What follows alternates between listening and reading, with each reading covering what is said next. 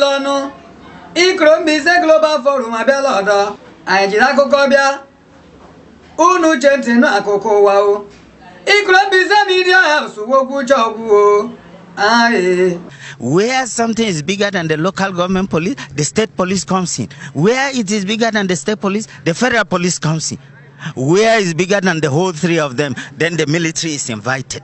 The military is the last resource. But ours here is the military that is the first resource, because we have woefully failed. Abibo, wagwa puri chendembisa, egwale jagamba no walile, egwale jasho bodoli loji, olula jamu kaya shaba. Because Eastern Security Network is a child of necessity, where the federal government and the state governments have failed woefully to protect the people of Biafra land. But ours here is the military that is the first resource, because we have woefully failed. There are 14 heads of security agencies in the country. 11 are from the north, 2 from the southwest, and 1 chief of naval staff from the south-south. Nobody from the southeast. Is that not hate? That is not even hate speech, it is hate action. Abibo wagwa puri chendembisa, onwa ryoga ba manalani, onwa dojaba makewe shoku. And I'm calling on all politicians, both APC, PDP, and all of us that are in position of power to seriously look at the security edges. Do we continue to sleep and keep quiet as if nothing is happening? Something is happening which is desperately needs an answer. And then when the agitation started, you expect the father of a nation to call your boys. Come, let us dialogue. He treated them as if they are inconsequential. Dialogue can solve a lot of problems. You don't have to concede, but at least you call them. He said to go to hell. The hell is where all of us are today. It has shown that they have failed and failed and failed.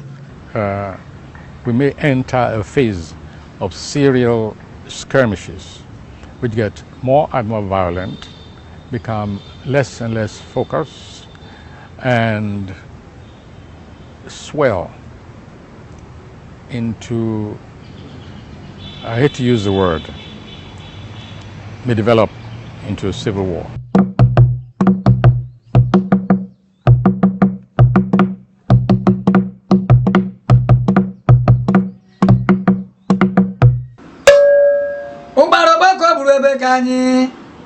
Anya mana senti asireshi, ubaroba kobru na lani. Anya mana senti sireshi.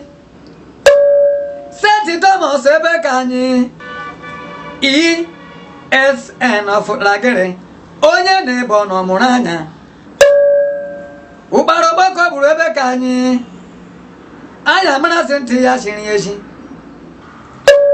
Ndị Igbo, ndị ugwu kena na ala anyị le. Nde kene bani na lawadela o. Akande wanunu sahamame. Umuwani alu gawunde siwe vetiwe inono he. Ndi Igbo na-ebe ihe ekwesịrị. Ndị Igbo na-ebe ihe ekwesịrị. Amatile ka obudelie. Subarokpo ka oburu aka ya kwụ ya.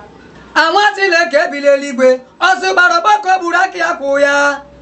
Onye ntị ya waru ka abịarịla ịkpọ m ne. Oya ntị ya waru ka kpọrịla mbejo m ne.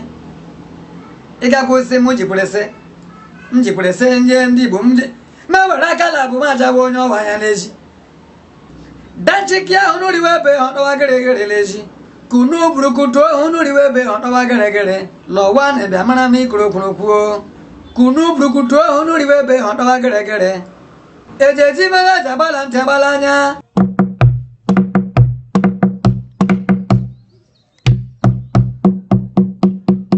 Onye mara ma ọtụtụ okwuleji.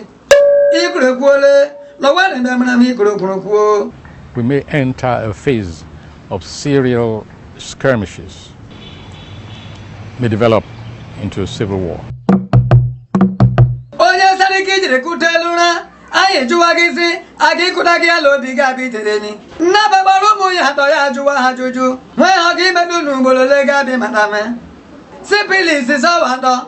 Ya were akala ntị ya mapịa ya anya. Ya jụwa chupilis nwa m. Nwa gị imede gị ugbolole ga-abịa matame. Chupilis si ọwụ n'ugbolo abụọ. Nnaba ewere akala ntị ya esupịa ya l'anya. Ya were akala ntị ya mapịa ya anya.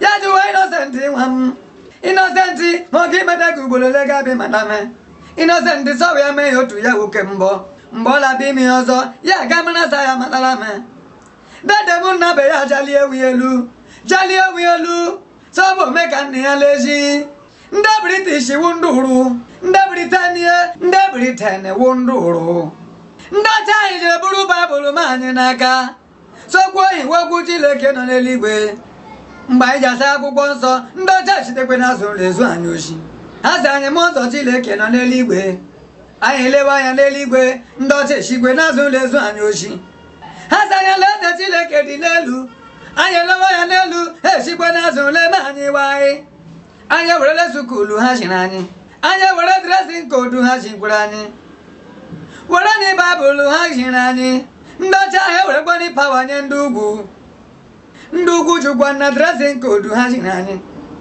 ha jụkwara ịpa Baịbụl ha kpatara anyị ndị ugwu ohi jụkwara ịga sukulu ha chiri anyị ndị ọcha ewere pawa nye ndị ugwu ndị British ha wụ ndị uru Britain. The only achievement I'm able to fight Rochas. Achievement of hope. I fought Rochas. Here we Berberism chapter 1 verse 1. Okay. Adadila badibia ebe ka anyị. Nwadibia magwa nna ma hụ oke ọnụ n'ọkụ. I've warned him and I want Abuja to hear this clearly. So Hope Uzodimma must be careful and conduct himself as a governor. Ere mu benti ndị ka anyị nwee mmadụ wiji. Onye menye ka o menye kpachara anya. As a person is my senator, I'm his governor. He was once time a governor here, former governor, and I was his senator then. So now that he's my senator, I'm his governor. I think what we should be talking about is how to use the two positions to bring the dividends of democracy to our people. Ikrobisa Global Forum ndewegu ebokule jadabo wanala anyị.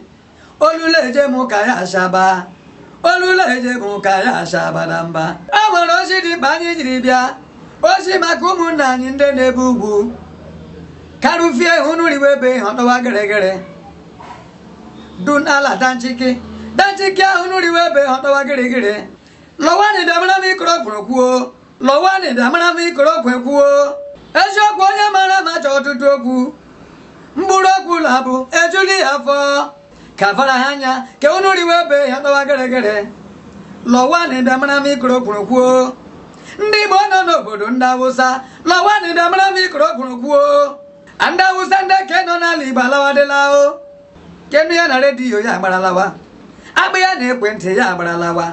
Esendị ya meseji ya agaralawa. Onye Igbo aga na iji doyi mfani pụlata gị. Aga na iji doyi mfani pụlata gị. Igbo leda gadụ mba ekwechiri. Lọwani bịamara m ikoro kwuo. Ekwu ekwesị ka kwesị m jiri sị mewere aka na bụ supi onye ọwa anya. Onye tiri ọrụ ka abịala ịjụ nni. O ji agbatu ilulu ndị nwere ọgụrụ uche ha mara memenweni. Uru ndị Britain obidohule. Arụrụ ala ndị Britain ebidohule ọdọ. Nwe ndị Britain jiri rụọ anyị ụrụ. Ịgbaba ya ọnụ ndị Britain jiri ugbo anyị n'isi mbụ. Emelu m ala ndị ka anyị. Nwatileke arịju afọ ka mkpa o. Arịju afọ ka mkpa o. Nriju afọ ka mkpa n'eziokwu o. Aye. Ndị gọvanọ chịrị anyị ni jisie n'ike. Ndị gọvanọ chịrị anyị ni na Eastern Zone jisie n'ike. Unu mechele nta nwere si ga abafe ufe. Legbani nwere sunu gidere mu wi ufe. Mu nwani ufe. Unu meche nta nwere si ga abafelie. Ụra ga iji onye nwụrụ anwụ afọ na nụna.